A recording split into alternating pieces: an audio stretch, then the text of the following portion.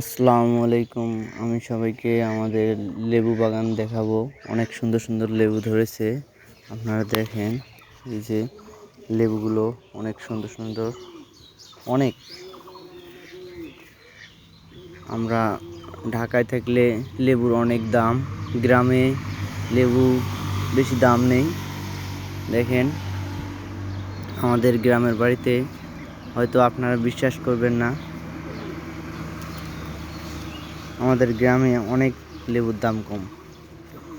তাই আমি লেবু ছিঁড়তেছি ঢাকায় নিয়ে যাওয়ার জন্য। তো আপনারা দেখেন,